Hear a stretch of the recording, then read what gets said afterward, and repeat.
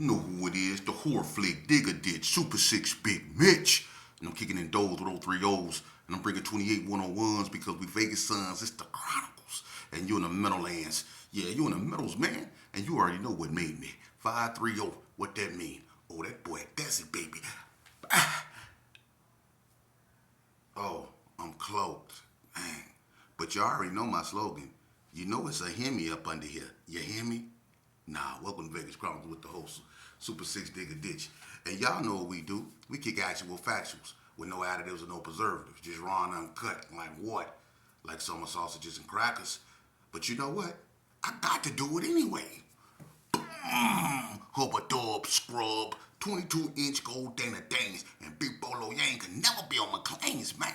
Y'all know I had to throw that up in there. I cannot do it without that. But welcome to Vegas Chronicles, man, with the whole Super 6 Digger Ditch Big Mitch. And today, like any other day, y'all know what we do. Let's jump right off into it, man. I'm going to bring y'all a story about a very important person that I knew, man. And he passed away about 4 or 5 days ago, and I told y'all I was going to bring this video. This video is called the Marlo Ice Dog Tommy story. If anybody know Ice Dog or Marlo, they knew that he was from Cary Arms. I grew up with Marlo. Growing up in the early years, in the early 80s, I really didn't know too much about him. I knew he was related to cornbread. And Marlo used to go by the nickname Ice Cream. He used to be from 6-0, okay? Ain't no secrets about that. But when certain individual broke off from the 6-0s and started K9, Ice Dog in about, I think, 87, 88, somewhere up around there. I think 89, probably 88. He started claiming K9, and eventually he went from being a Crip to basically a Gersons because the K9s made a transformation into being a click off the 6-0s into clicking up with the Gerson. That's neither here nor there. I'm not finna get into that. But Ice Dog became a Gerson. And that's when me and his relationship became closer. We actually got tight in juvenile around, I say 88, 89. You know, we was in juvenile, and you know, him being a 6-0 at first, I was kind of like wary of him, you know, because I knew he used to be a 60. But, you know, Ice Dog was the type of person, whatever he was claiming, he stood on. And when he made that transformation into a K9 and they started, you know, riding with the Gersons or whatever, he started pushing the line for the Gerson. He was pushing that black rag. And Marlo, Ice Dog, was actually the first K9 to go to Elko. It was Marlo Thomas, then it was Terrell Pearl, and then it was Jody Gyro. Then was the first 3 K9s to go to Elko. Okay, but Ice Dog was the first one. Now, Ice Dog growing up, he had a lot of fights, man. Ice Dog was the type of dude that he wasn't scary, you know? And ain't no secrets. He kind of looked like Bill Cosby. You know, he had that nose that bent down like that. And he kind of resembled Bill Cosby a lot, you know what I mean? And I remember him and Fat Dad from Playboys. You know, we used to all go to school together. And Fat Dad was one of the first persons Ice Dog got into it with. Fat Dad was from Playboys. This is a big, heavy-set, known youngster back then. You know, Fat Dad, back when he was in his teens, he was hitting over 400 pounds. So Fat Dad, he been a big old dude, but he wasn't just a big old dude. Fat Dad was big, he was stocky, and he know how to fight, you know, and he had a reputation. But him and Ice Dog, Marlo, they didn't get along, you know. They used to antagonize each other, sit across the room from one another, mean mug each other, hiss whenever one of them would get up and walk by one another. You know, so this went on from time to time. And we all had health class together, you know. We used to take this class called health. Me, Marlo, Rod T from the coast, Burger B, Scarface from the coast. You know, it was a bunch of Bo Dollar, you know, from Donna, but he was from Menlo Gangsta Crib back then. You know, so this was way back when. So look, we're in a class one day, and Marlo and Fat Dad, they've been getting into it. So, you know, like I say, back then, people used to like to write on the desk, write in books and stuff like that. And, you know, when we do our assignments, we used to have to get these little health books and stuff like that. And people be putting gang graffiti and stuff in the books. So, you know, Fat Dad will put, you know, Playboy Bloods and all that old stuff in the book. And Marlo will put Carry Arm, K9, or Gerson Park, all that stuff on the book. Or he'll cross out something Fat Dad wrote, you know what I mean? And Fat Dad will get the book and he'll open it because every book in there got a gang of graffiti in it. And you know, it ain't no particular book you get. So if you get a book and you open it up, it might be your neighborhood crossed out up on there. And you just cross their neighborhood out, put your neighborhood back on there. So all the books was scrabbled up. So I guess Marlo, he took it a little bit far. He put some disrespectful stuff in the book, and he went, you know, a little bit far, with Fat Dad, you know. So whatever he put in that book, it kind of really offended Fat Dad. So when Fat Dad get the book, he look at it. He told Marlo, he say, after class, I'm gonna whoop your ass, blood. After class, I'm gonna whoop your ass. And Marlo was like, you ain't gonna do nothing to me. So they going at it. He was like, after class, I'm gonna whoop your ass, blood. Right? So I'm like, ooh, this gonna be good. You know what I mean? They going back and forth. Marlo, you ain't gonna do nothing to me. You know what I mean? So whatever Marlo put in that book, Fat Dad was mad, right? So Burger B asked Fat Dad, well, what's up? You know, what's going on? Because, you know, Fat Dad was like, nah, man. And then Fat Dad showed Burger B what he wrote. Burger B started laughing. You know what I mean? So after the bell rung from class, you know, when the bell ring, everybody come out the school, they go in the hallway and they go to the next class. So after the bell rung, Fat Dad get up, he told Marlo, he said, bring your ass on here. Come on. So Marlo get up, he walk up in the hallway, right? So we go out in the hallway, him and Fat Dad get to scrapping. They get to scrapping hard. And I never really seen Fat Dad fight until this day. Man, look, they were scrapping hard, man. But I'm going to tell you something, man. I ain't know Fat Dad know how to mix him up like that, man. Fat Dad hit Marlo, man, and he rocked him one time. And Marlo grabbed Fat Dad, and Fat Dad hit Marlo with a hook. And Marlo was on his way. He was out. You know, and the teacher grabbed Fat Dad, and he had Fat Dad like in a half Nelson, like he had Fat Dad up like this. And Marlo was able to get off on Fat Dad again. Fat Dad swung that teacher up off of him, because the health teacher was this big tall white dude. Fat Dad slung him up off of him. They got the scrapping like pits up in there, man. But I'm gonna be honest with you, Fat Dad put something on Marlo up in there, man. But they fought like pits, you know. And that's when Marlo started developing his reputation. See, that's one thing about Ice Dog. He'll fight, you know. And I remember Spanky P came up there afterwards. Him and Spanky P get into it. You know, they get to scrapping in the hallway too. Spanky P slam Marlo, you know, and they was scrapping that. But see, that's the thing about Marlo. He wasn't scared to fight. He wasn't. And you know, when it came to Gerson or carry arms, I can always count on him to have my back. He never ran. He never left. You know, and that was like that on the street. Me and Marlo, we got together and we put in some work on the street. You know what I mean? We got into it with the 60s and we put in some work on the street. You know, he was a good dude, you know, but Marlo always was the type of person who just couldn't get it right, you know. No matter what he did, he always found himself in trouble. That's just how he was, you know. Whenever we was locked up, he just couldn't stay out of trouble. He always got in a fight, you know. And I remember Maurice Swanson from Delmonico. He got in a fight with one of the staff members in the culinary in the kitchen, and Maurice Swanson fired on the staff. You know, Maurice, like after Boo Boo got killed, Maurice didn't have no understanding. Maurice Swanson was up there firing on everybody. He fired on Shaky Loke from 6 O's. They had to separate them two, and he was firing on staff. He fired on his staff member, right? I forget the dude's name. This old white man, but Maurice Swanson took flight on him. And they had him like, you know, when we leave the culinary, you have to walk through the door, and it's like a little sally port, and then you walk through the next door, and you outside. Well, they was inside the sally port, and when Maurice stole on him and the staff got to fighting. Ice Dog ran up in there and helped Maurice whoop out the staff because Cassio tried to run up in there, and they wouldn't let Cassio. They grabbed Cassio. He couldn't get up in there. But Maurice and Ice Dog, they put something up on that staff up in there. I forget his name, man. I forget that staff name. It wasn't Mr. Riley. He was one of them staff members. He was a little short white man. Real, to me, he was a racist because he always liked picking on blacks. But Maurice and Ice Dog, they put something up on him that day. So Ice Dog always was the type of dude that stood on all tens, you know? And even when I was in prison and the situation happened with me and the Cali boys, you know, when I got stabbed, Ice Dog was in Ely. And when they sent the Cali boys to Ely, Ice Dog took flight. He took off. You know, I heard he took off on the Cali boys, and there wasn't too many people with him, but he took flight. He got locked down and got more time put on his sentence, he extended his stay because I got stabbed because he was supposed to go home. And then when they let Ice Dogg go home, they wouldn't let him hit the yard because of what he did behind me getting stabbed. I used to go to his window when they had him locked over there in Indian Springs in Unit 1 and talk to him.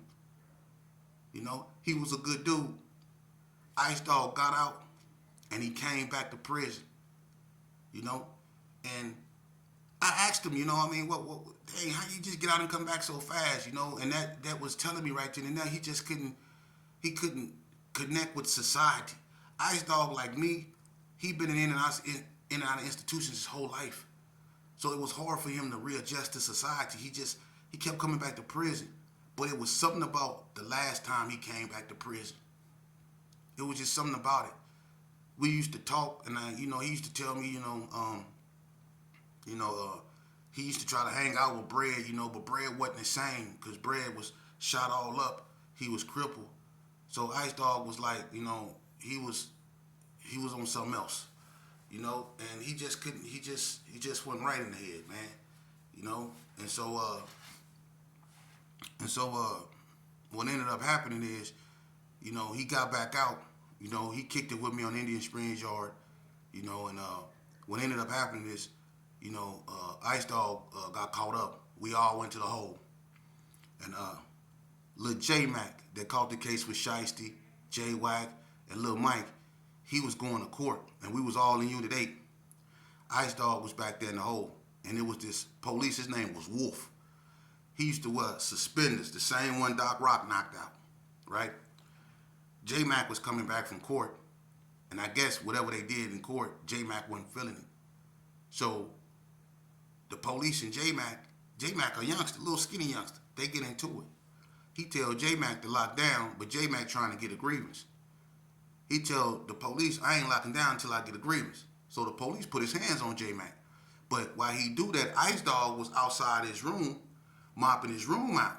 He was the only one on the tip because, he couldn't come out with everybody else. So he was mopping his floor and stuff. And when he seen the police snatch up J Mac, Ice Dogg ran over there and knocked the police out. Bombed on him. Boom. Knocked him out. And when they ran up in there on him, he ran and grabbed the mop wranger and started whacking the police with the mop wrangers. He put in work on them police by himself. They smashed Ice Dogg. J Mac couldn't do nothing. J Mac this big. But they smashed Ice Dogg. But that's how he was behind his people. If he love you, he with you regardless. That's just how he was. So he gets straightened up again. They send him back to Ely. He go home, right? He get out.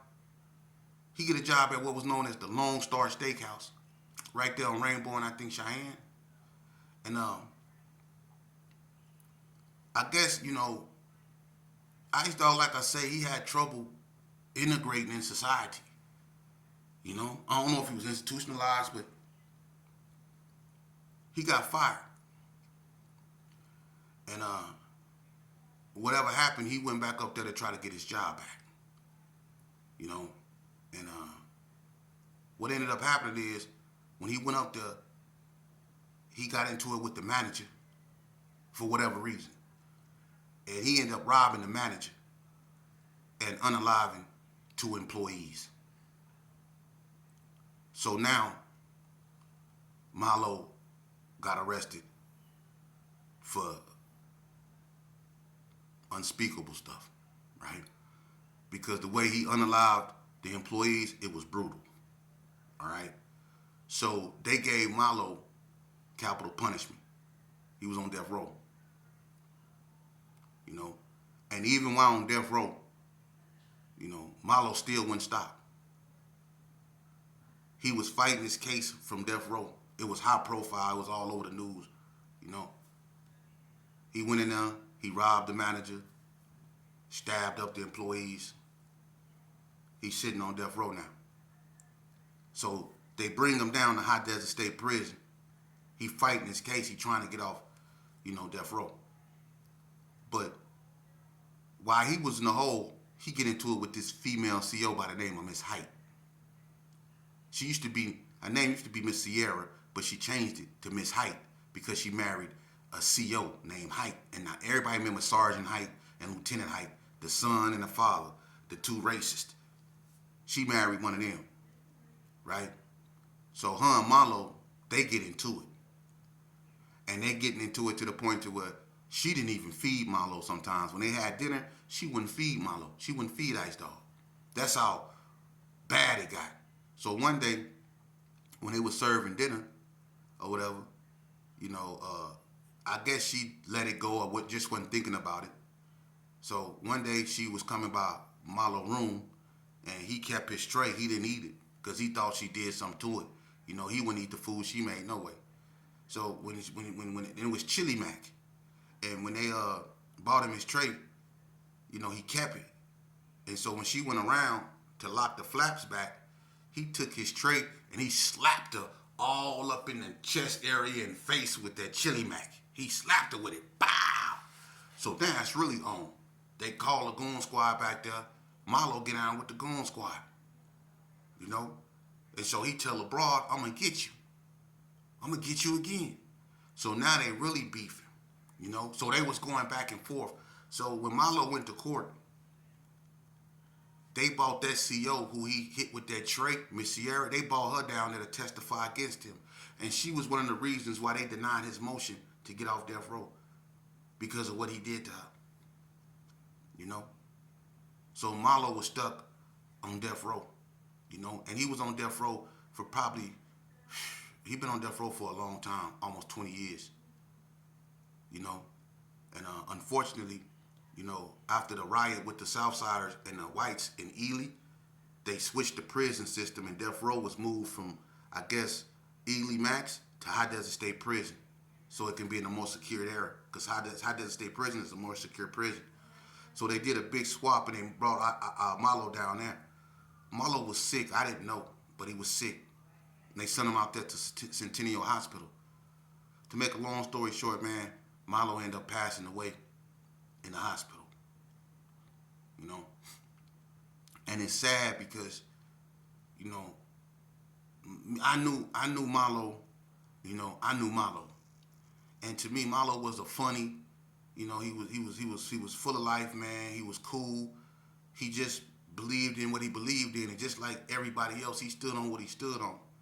And anybody that knew or was cool with Marlo knew he was an alright dude. Beyond that gang banging stuff and all that, he was an alright dude, man. And I just think that Marlo just found it hard to, adjust to society because we all started off young, man. And we was in and out of them institutions like it wasn't nothing. We was going to Elko and doing 6 months like it wasn't nothing. The only thing that happened is when we go to Elko, we got muscles and we got a little hair to get us a little curl. We came out bigger and worse than what we was every time we went to Elko because they fed us good. We played athletic, for sports and stuff like that. We just came out worse and worse than what we was. And that's the thing with, my people like Marlo, he couldn't adjust to society. Me, I couldn't adjust to society. And that's the thing we as a people need to start paying attention to because that's why so many youngsters get out and they go right back and they become a trend, And that's just like gang banging. It's once you get in this game, it's hard to get out of that. Once you really gang banged and you start thinking a certain way, you start hating on people, you start looking at people as a certain way, and you start believing where you from is something that perverts your thinking, man, for real. And you can get mixed and caught up in that, man. And that's the same thing with getting locked up. You can get locked up to the point to where it become addictive. That's why it's so many people that just can't stay out of prison. It's people that got families with money and resources to where they don't need to go to prison. But it's just something about that life that keep luring people in them streets and back to prison. See, you can get caught up in that. And it's hard to come out of that, And if it wasn't for God putting his hands on me, I would still be caught up in that. But Marlo wasn't so lucky, And I want you youngsters to pay attention to that because people in my era are being called home. You have ferocious dudes out here, but they all being called home. For real. And now you gonna have these dudes out here, some of them drunk, don't know where they at, telling y'all lies about what used to be or what could have been. And you need people to give y'all clarity about this game. This game ain't gonna leave you nowhere, man. You gonna end up a sad story like my brother Ice Dog, like Marlo Thomas, excuse me, not Marlo Thomas. You gonna end up a sad case, man. You know. Let me tell you something. When I ran into K-Dog from NTG's at Ely, we was right next door to each other. And me and him used to talk through the door. And me and him go all the way back to, we was back to back in Shelby Training Center fighting cats from Memphis. But K-Dog, you know, at this time, when it came to the Gersons, he was public enemy number one. And when it came, you know, into him, the Gersons was public enemy number one. But this is my childhood friend. And I asked him, man, how did it get like this, man? What happened? How did it get to this point? You know? And the irony of that, because I was in there for something just as vicious as he was. Let me tell you youngsters something, man. I done lost so many childhood friends that when I hear certain people, when people just leave, it's like it's nothing. I'm so numb to it now. And that's not normal. Just like when you go to funerals, if you really pay attention, people don't cry at funerals no more, just the immediate family. People just be sitting there with blank stares on their face. You see? Don't nothing mean nothing no more because it's been going on so much. People tired. People tired. And you see that in everything. Look at the Martin Luther King parades. They so small now. Pretty soon it ain't gonna be no Martin Luther King parades no more. They slowly phasing it out. You see? People need to wake up, man. We need to start getting in our youth face, not disrespecting them and talking at them. We need to get in our youth face and tell them the truth. Why y'all acting like y'all so scared to tell these youngsters the truth? Why y'all scared to tell these youngsters that what we signed up for was a fraud? That in actuality, I don't care what neighborhood you from, everybody left this game messed up, mad, and disgusted because they found out that the people they surrounded themselves around were nothing but a bunch of snakes. For real. The same people your moms and people that truly love you been warning you about. A lot of people, they can't be around their homeboys no more. I don't be around my homeboys no more because I deserve a peace of mind, man. I done gave all I can give to the game, man.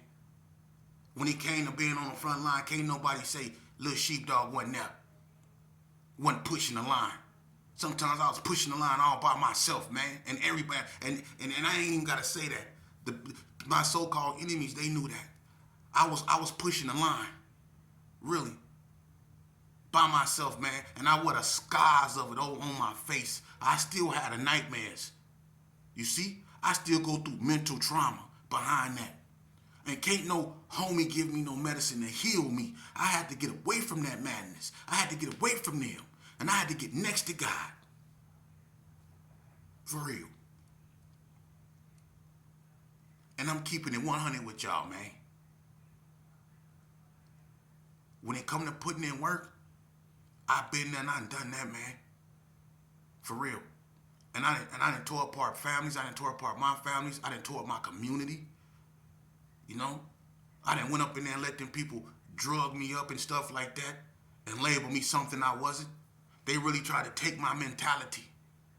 You see? I really went there. And I'm lucky to be sitting right here, coherently talking to you. And it's a blessing to be. So don't never sacrifice your for shows for other people's maybes, man. Don't never sacrifice your self-worth, man, at the expense of your homeboys, man. Because your homeboys don't love you. They love the need of you. And when the need of you is not there no more, they ain't gonna love you no more. The love ain't gonna be there no more. When the need of you is not there no more, the love is not gonna be there no more. They don't love you, man. They love the need of you. They love you when you there and they about to get jumped. They love you then. They love when you there for them. If something happened and they really need something to go handle some business, they love you then. But get locked up and call their phone. and see how long that lasts. Ask them for $20 if you ever get caught up and see how long that lasts. You go see who your homeboys are. Now, I ain't saying everybody is like that. Nah, you got some cats in every neighborhood that kept it real. But you ask those cats that kept it real what they keep it real at the expense of. Because a lot of cats that kept it real, they got screwed. See? It's a lot of cats in the joint that kept it real. And they ain't never coming home because they kept it real. And there's dudes out here that celebrate the ones that don't keep it real. You see? But the ones that kept it real, they stuck up in there. Youngster, if you want to keep it real, listen to your moms. Go to school. That's gangster. If you got kids, get to know them. That's your greatest accomplishment. Raise them. That's a full-time job. If you invest in your children's life, you ain't gonna have no time to do nothing else. For real. Quit investing in these cats out here, these dudes. Get away from them, man. For real. Because the only thing that come with a gang of dudes is a gang of bacteria because they always talking S-H-I-T. So when you around a gang of dudes, y'all ain't gonna do nothing but attract flies. Because y'all ain't talking about nothing but a bunch of BS. Because if you ain't talking about elevation, building your community up, or figuring out what you can do to bring in schools or bring in small businesses to help our community, to help the desolate areas up over there, if we're not talking economics and stuff like that, how to come up with a plan to give us back political power we lost, to give us an identity we lost that we let somebody else take from us, if we're not talking about that, we ain't talking about nothing. And it can be done. We just